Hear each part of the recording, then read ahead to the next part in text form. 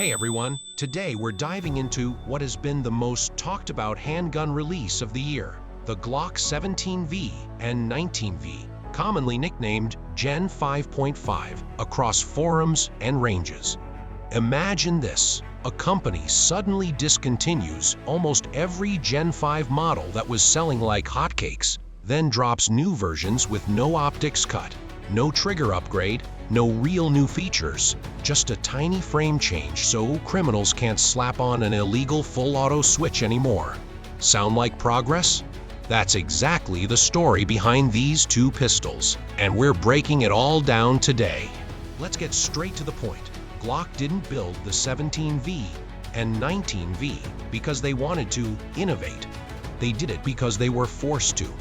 California sued Glock over criminals using auto switches, so instead of fighting the lawsuit longer, Glock took the quickest route and redesigned the frame with a small notch at the rear and altered the trigger bar geometry so switches physically can't be installed anymore.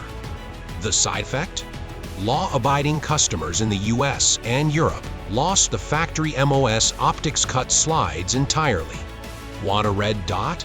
You now have to send it to a shop for milling. You're literally paying the same money, around $650, $680 street price for fewer features than the Gen 5 you could buy 6 months ago. On the range, I put just over 400 rounds through both the 17V and 19V, with everything from cheap 115 grain range ammo to 124 grain NATO spec. Trigger feel is 100% identical to late Gen 5, still about minus 5.56 lb pull.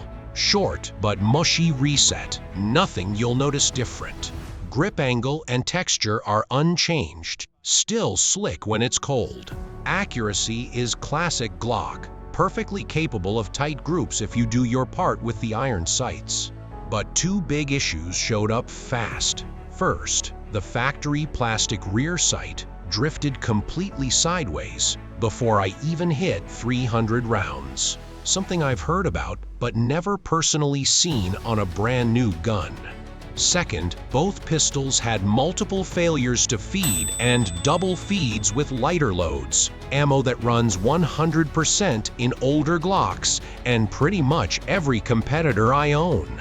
Reliability is still good, but the bulletproof reputation Glock earned in the 90s and 2000s isn't quite as ironclad on these latest guns. So is the Glock V worth your money in 2025? My honest answer is no, unless you're a die-hard collector or already deep in the Glock ecosystem.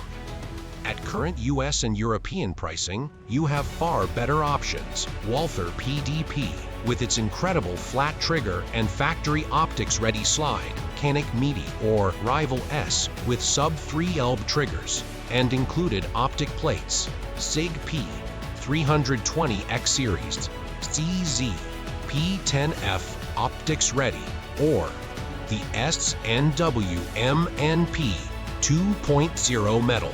All deliver a noticeably better out-of-box experience for the same or less money.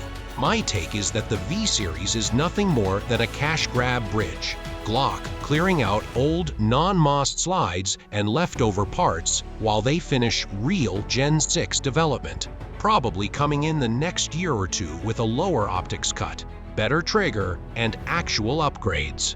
Bottom line, if you already own a Gen 5, keep it. If you're shopping new, hunt down remaining Gen 5 MOS inventory or just go buy something from the competition that's honestly ahead right now. The 17V and 19V still work. They'll still sell by the truckload because it says Glock on the slide, but they're no longer the default best choice they once were. Thanks for watching the full review, guys. If you found this helpful, smash that like button, hit subscribe, and ring the bell so you don't miss the next one. Drop a comment with what pistol I should grab next. I read every single one. Catch you in the next video.